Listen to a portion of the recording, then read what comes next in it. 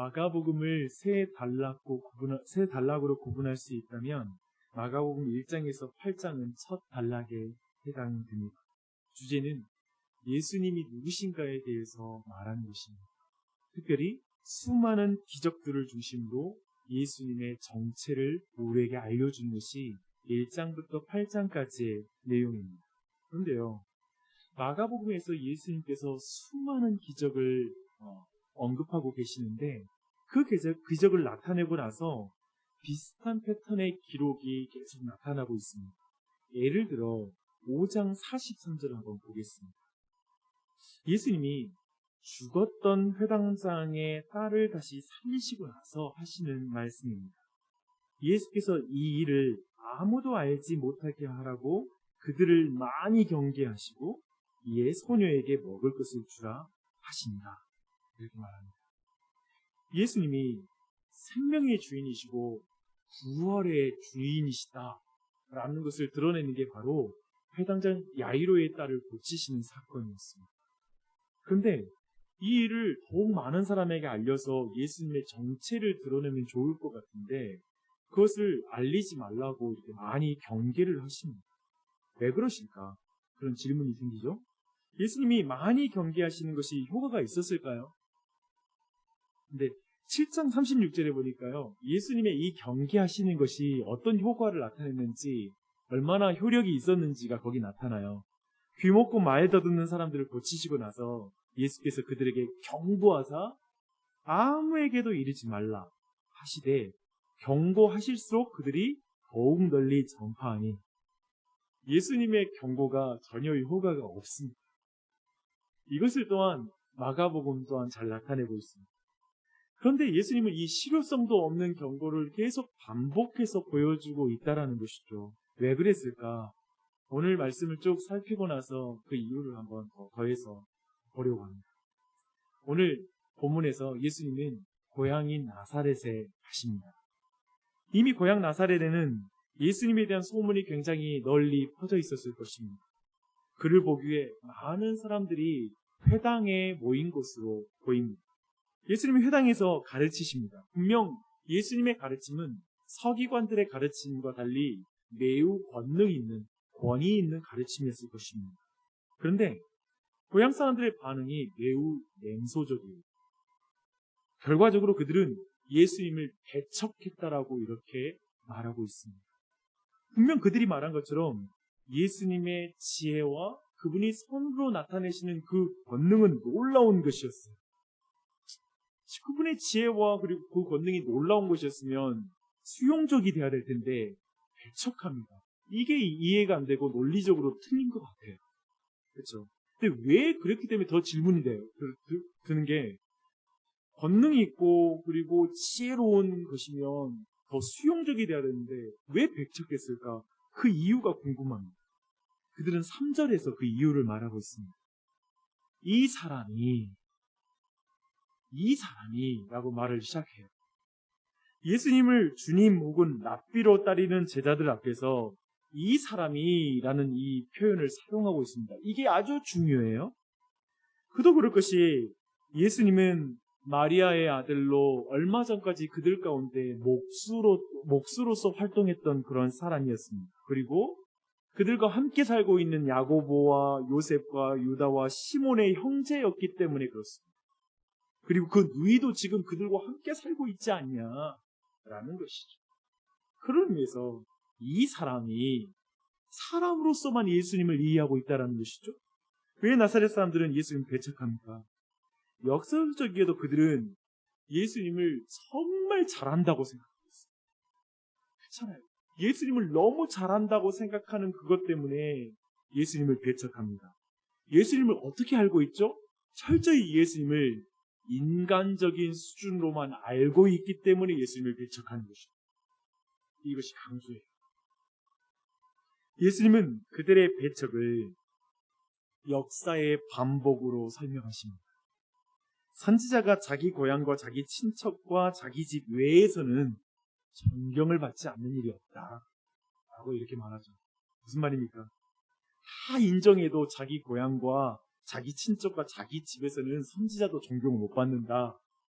사실 이 말하는 고향과 친척과 자기 집이라는 건 선지자를 가장 잘 아는 대상이죠. 그렇죠? 가장 잘 알고 있는 사람들이에요. 근데 그들에 의해서 배척을 받는다라는 것이죠. 그리고 그 때문에 거기서는 아무 권능도 행하실 수 없어 소수의 병자를 고치실 뿐이었다라고 이렇게 말하고 있습니다. 얼핏 생각하면 예수님의 고향 사람들이 그리고 친척들이 가족들이 가장 많은 복을 받는 게 알맞지 않겠습니까? 그렇죠. 마땅한데 그렇지 못하게 되었으니 이건 굉장히 안타까운 일입니다. 이 상황은 이후의 역사, 그 이후에 유대인의 역사에 보면 이 내용은 더욱더 분명하게 반복되고 있습니다. 크게 보면 유대인들은 나중에 복음을 거절합니다. 그래서 그 복음의 은혜는 사도 바울을 통해서 이방인들에게 증거된 것을 보게 됩니다. 그리고 또 이런 역사의 반복은요, 그 이후의 기독교의 교회의 역사와 개인적인 신자의 역사에서도 반복되는 것을 보게 됩니다. 복음을 잘 알고 있고 난 너무 익숙해. 나는 예수에 대해서 너무 잘 알고 있어. 기독교에 대해서 너무 잘 알고 있어. 라고 말하는 그 신자들은 어느 순간에 예수님을 정작 배척하고 있는 모습을 보게 돼요. 정작 교회가 예수님이 계시다면 그분이 오늘 사람의 모습으로 방문하시면 도리어 예수님을 배척할 것 같은 교회들로 변화되어 있는 것입니다. 예수님의 마음으로부터 도리어 멀어져 있는 모습을 교회 안에서 우리가 발견하고 당혹스럽게 했어요. 모태신앙. 몇 대 때 신앙생활을 하고 있다고 하는데 도리어 예수님의 마음과는 멀어져 있는 모습들을 우리가 보게 되는 것이죠. 그렇게 나사렛 사람들이 예수님을 배척했다. 그리고 말미암아 예수님이 그들에게 복을 주실 수 없었다라고 말하는 오늘 본문은 우리와 굉장히 멀리 있는 본문이 아니라 사실 우리와 너무나 가까이 있는 본문이라는 걸 주목할 필요가 있습니다. 저는 이것을 익숙함의 저주, 지식의 저주라고 생각합니다. 사람에게 익숙함과 지식은 마음을 열고 그리스도를 받아들이는 일에 가장 큰 장애물이 될 수 있다는 걸 여러분 주목하십시오. 그저 자신의 오감으로 경험한 것으로 예수님을 판단할 때, 그저 세상의 지혜로 예수님을 대할 때, 기독교에 대해 대할 때, 성경에 대해 잘한다고 생각하는 자에게 예수님은 자신을 드러낼 수가 없습니다. 자신을 좀 더 계시할 수가 없어요. 기적을 좀 더 베푸실 수가 없다라는 것입니다. 그저 인간적인 수준으로 예수님을 이해하고 바라보는 자에게 예수님은 권능을 행하실 수 없다라고 오늘 말씀하고 계십니다. 그들에게 아무리 권능을 행해도 그들은 예수님을 배척할 것이기 때문에 저 바리새인들에게 예수님이 아무리 권능을 행해도 정작 그들의 입에서 나오는 말이 뭐냐면 저건 귀신의 왕이 그에게 들어가서 귀신 쫓아내는 거야. 이런 엉뚱한 오해와 평가를 하게 되는 것입니다. 그들에게 왜 그럴까? 그들의 마음엔 왜 예수님이 그런 권능을 행해도 그들이 받아들이지 못할까라고 질문할 때 우리는 이런 답을 생각할 수 있어요. 그들의 마음에는 이미 그들이 알고 있다라고 생각하는 인간 예수님이 가득 차 있기에 하나님이신 예수님을 받아들일 공간이 전혀 없는 것입니다. 아무리 권능을 해도 하나님이신 예수님으로 더 이상 보이지 않는 거예요. 그저 인간 예수님만 보이기 때문에 더 이상 권능을 행할 수가 없는 것입니다. 여러분도 이 말씀을 한번 적용했으면 좋겠습니다. 모든 상황에서 익숙함의 저주, 지식의 저주가 여러분의 삶에 있지는 않는지 한번 돌아보십시오. 모든 것을 다 여러분의 기준으로 판단으로 평가하면서 전혀 하나님께서 여러분에게 새롭게 알려주시는 모든 지식을 놓치고 있지 않는지를 돌아보셔야 됩니다. 제가 보니까요, 모태신앙, 그리고 신앙의 연수가 10년, 20년 되면 교회에 대해서 다 안다고 생각해요. 그리고 이제 하나님에 대해서, 성경에 대해서 어느 정도 자신이 알고 있다고 생각하는 거예요. 근데 그 어설픔이 끊임없이 하나님이 오늘 주시는 은혜와 끊임없이 우리 안에 성장을 방해하는 사람들을 쉽게 보게 됩니다. 진짜 많아요, 그러한 사람들이. 이미 기독교 성경 예수님에 대해서 어려서부터 들어서 알고 있다라는 그 익숙함, 그 작은 알량한 지식, 그 경험, 나 이전에 경험했던 교회들 그 경험으로 모든 걸 판단하면서 더 이상 그 내용들을 배우지 않는, 배우려고 하지 않는 것. 여러분 지식, 경험, 그런 것들 너무 신뢰하지 마십시오. 교만이 될 때 주님이 여러분의 삶에 권능을 행하실 수가 없는 것입니다. 오늘의 은혜를 줘도 여러분이 받을 수가 없는 상태가 되는 것입니다. 늘 이걸 두려워해야 됩니다. 그래서 저는 여러분이 겸손하게 정말 오늘 하나님이 끊임없이 권능과 은혜를 주실 때 그걸 깨달아 아는 은혜가 있기를 축원합니다. 그걸 구하는 이 아침이 됐으면 좋겠어요. 그런데 저는 여기까지가 나사렛 사람들을 통해서 받을 수 있는 교훈의 절반이라고 생각해요. 말씀을 시작할 때 저는 예수님은 권능을 행하시고 그것을 사람들에게 알리지 말라고 하신다라는 걸 말씀드렸습니다. 근데 오늘 말씀 도리어 예수님이 권능을 행하고 싶은데 그 권능을 행할 수 있는 환경이 안 됐다는 걸 도리어 가리키잖아요. 전혀 다른 제가 주제를 서론에서 시작했고 지금 제가 마지막에 이것과 연결시키려고 하는 것처럼 보일 수 있어요. 근데 사실 뿌리가 똑같습니다. 한번 천천히 설명드릴게요. 세상 사람들은 예수를 믿는 우리에게 이렇게 말합니다. 야, 기적 한번 나타내봐. 그러면 내가 예수님 믿을게. 내가 가지고 있는 이 자연주의적인 선입견을 깨뜨리려면 네가 초자연적인 기적을 나타내면 내가 이 자연적인 세계관이 깨질 것 같아. 내가 믿음을 가질 것 같아. 이런 식으로 세상 사람들이 한번 하나님 믿는 거 보여줘봐. 이런 식으로 쉽게 말하면 우리에게 말합니다. 그들은 초자연적인 기적을 보면 기독교 진리에 이를 수 있을 것 같다라고 오해합니다.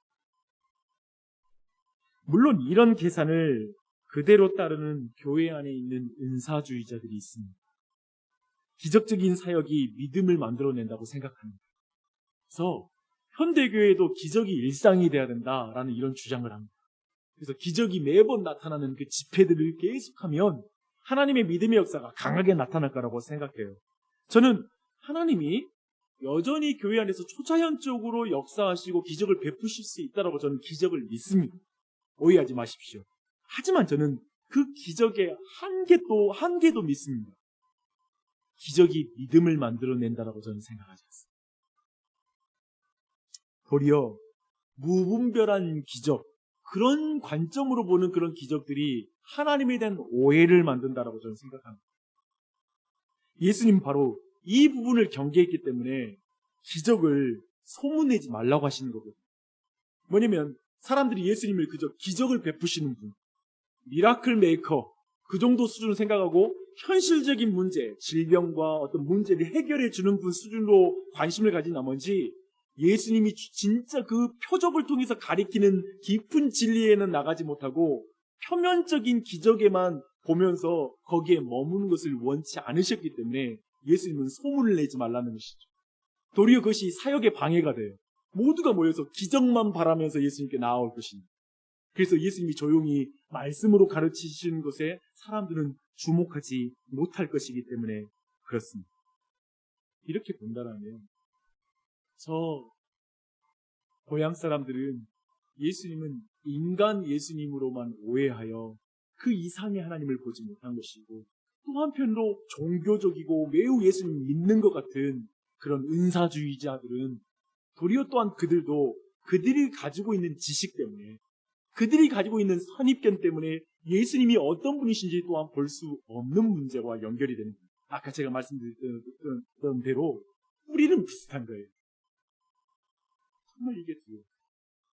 내가 기독교 신앙에 가지고 있는 기대, 내가 생각하는 예수 그리스도, 신앙, 성경, 여기에 대해서 내가 가지고 있는 선입견, 내가 경험한 것, 그것이 모든 것이냐 생각하는 그것이 우리를 참으로 교만하게 합니다.